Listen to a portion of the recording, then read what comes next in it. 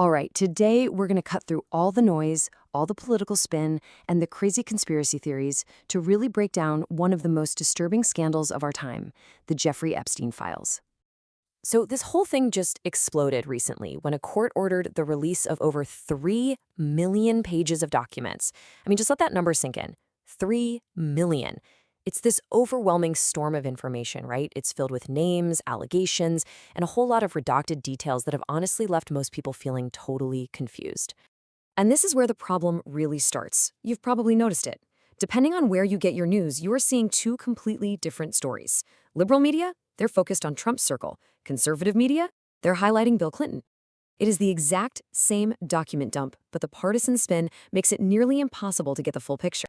So how do we actually make sense of all this? Well, here's our roadmap. First, we're going to tackle this information overload problem.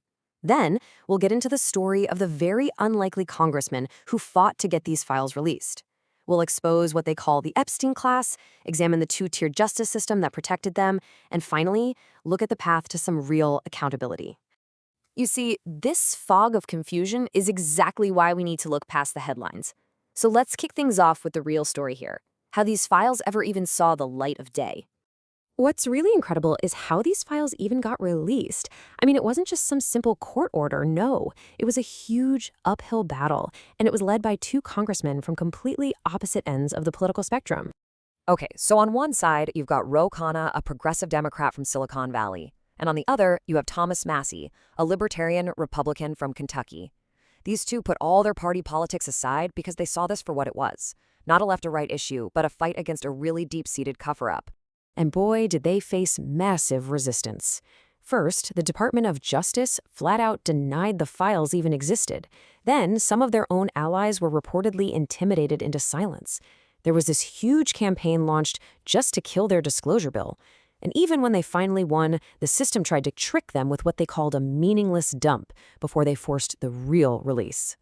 They were just dismissed, called cranks, conspiracy theorists, but they kept pushing.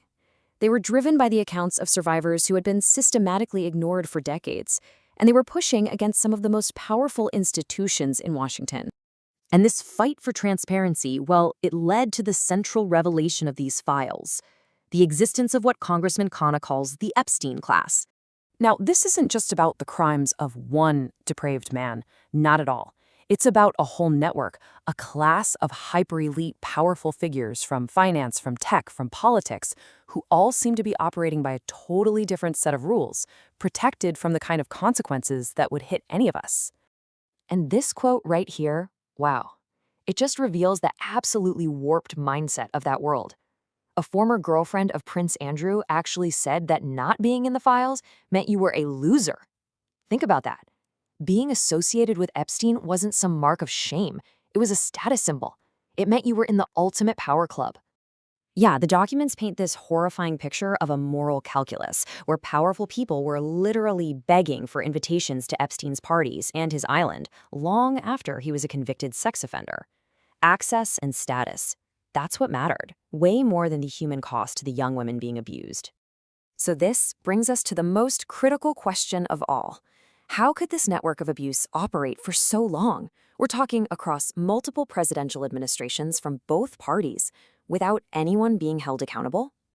Well, the answer isn't just about who was on the flight logs. It goes deeper. It's about who funds the entire political system in Washington. See, it really comes down to the power of the donor class.